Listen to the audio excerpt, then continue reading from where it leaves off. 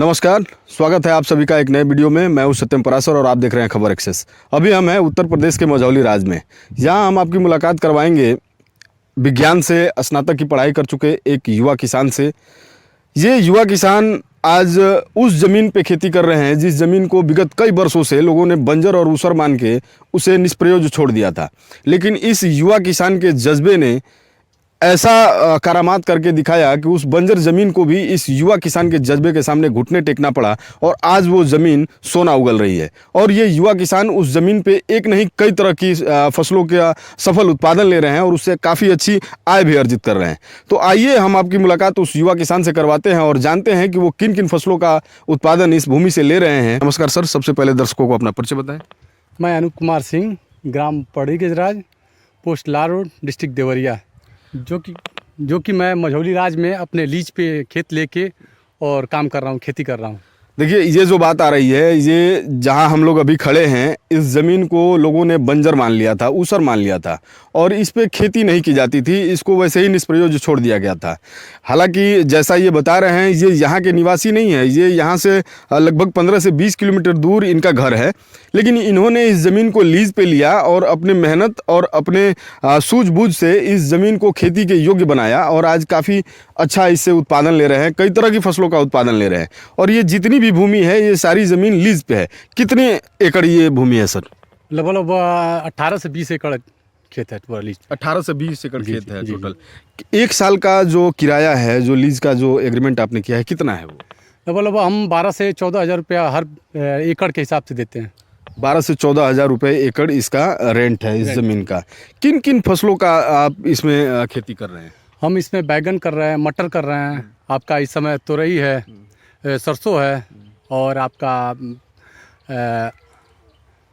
पौधे का काम कर रहे हैं, पौधा उगाते हैं। अच्छा, बैंगन कितने एकड़ में आप कर रहे हैं? लगभग बैगन हम 1 एकड़ में कर रहे हैं। सबसे पहले ये बताइए, जो हमारे दर्शक देख रहे हैं उनको, जो बैगन की खेती करना चाहते हो, बैगन की खेती करने के लिए सबसे उपयुक्त भूमि कौन सी है? किस तरह की मिट्टी होनी चाहिए? सबसे उपयुक्त भूमि होती है दोमट मिट्टी। दोमट मिट्टी में बहुत ही अच्छा बैगन पौधा ग्रोथ भी करता है और फल भी बहुत ज़्यादा आता है और लंबे टाइम तक चलता है। अच्छा, अब जो बैगन की खेती आप किए हैं 1 एकड़ में, 1 एकड़ में लागत कितनी आती है? लगभग 1 एकड़ में 15 से 18 हज़ार रुपये लागत आती है। 15 से 18 हज़ार रुपये लागत आ जाती है। कौन से सीजन में इसकी बुआई करनी चाहिए? इसकी बुआई आप तो लगभग पूरे साल कर सकते हैं, लेकिन हम लोग अभी सितंबर से किए हुए हैं और उसके बाद से फिर फरवरी से लग जाती है बैगन, इस हिसाब से किया जाता है। अच्छा, एक चीज़ और हम जानते हैं जो किसी भी काम का बहुत ही महत्वपूर्ण पहलू होता है, लागत तो हम लोग जान लिए कि 15 से 18 हज़ार रुपये लागत है। 1 एकड़ से उत्पादन हम लोग कितना ले लेंगे बैगन का? कितने लगभग उत्पादन मान के चलिए कि 2.5 से 3 टन हम उत्पादन पैदा कर सकते हैं। 2.5 से 3 टन। इससे आय कितना हम ले लेंगे?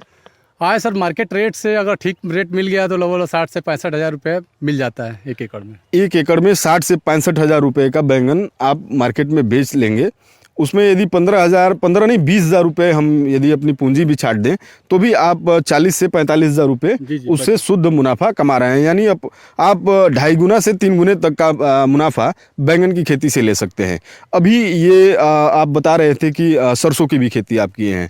सरसों की खेती कितने में आपने किया है? लगभग सरसों की खेती 10 एकड़ में है। 10 एकड़ में सरसों की खेती की है। अभी फिलहाल हम जिस खेत में खड़े हैं, आप देख रहे हैं, ये सरसों की ही खेत है। इसी में खड़े होकर हम अभी फिलहाल इनसे बातचीत कर रहे हैं। तो 10 एकड़ सरसों की खेती इतना बड़े स्तर पे?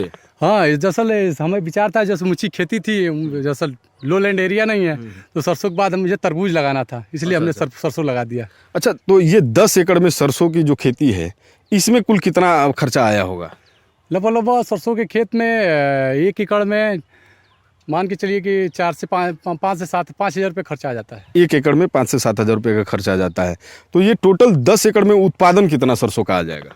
उत्पादन 1 एकड़ में 7 से 8 कुंटल।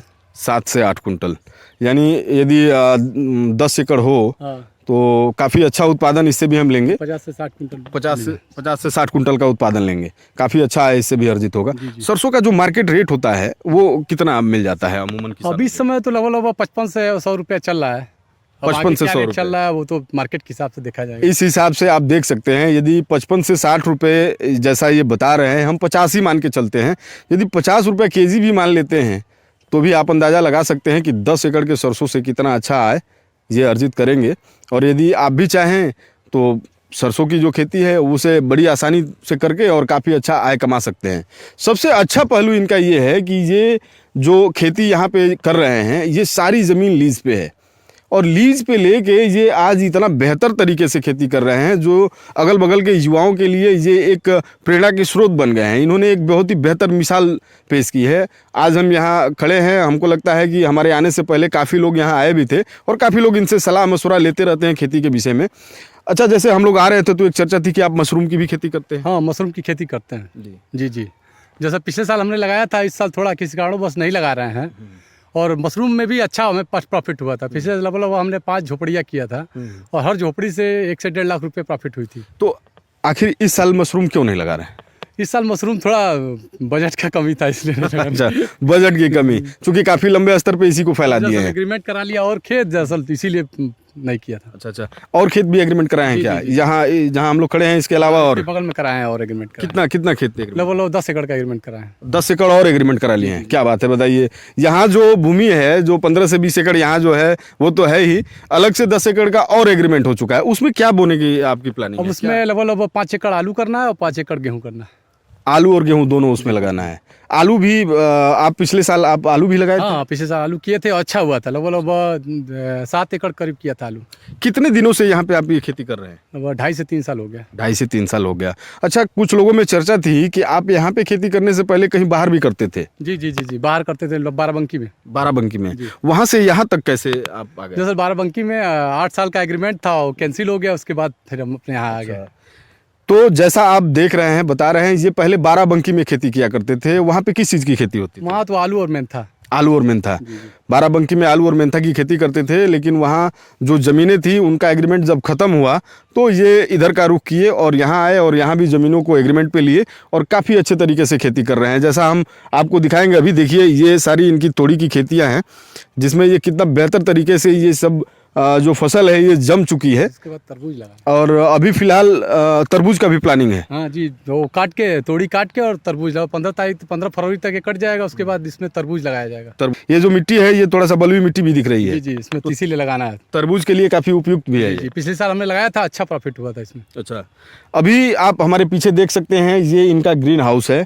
इसमें ये पौधों को उगाते हैं और अपनी नर्सरी खुद बनाते हैं और इसमें से जो पौधे ये तैयार करते हैं उनको अपने खेतों में लगाते हैं। तो आइए थोड़ा सा आपको इसके अंदर भी ले चलते हैं और दिखाते हैं कि फ़िलहाल अभी इसमें किन किन पौधों को ये रखे हैं। तो इसमें अभी कौन कौन से पौधे हैं? अभी तो हम इसमें आम है, अमरूद है और लगभग आपका रिका पाम है, ये सब हम बेचते हैं। अच्छा, तैयार भी करते हैं और बेचते भी हैं। ये जो हमारे पीछे आप जो देख रहे हैं ये पौधे जो हैं ये बाहर से मंगाते भी हैं और खुद भी तैयार करते हैं और जो अगल बगल के स्थानीय किसान हैं जिनको आवश्यकता होती है वो आते हैं और यहाँ से लेके भी जाते हैं।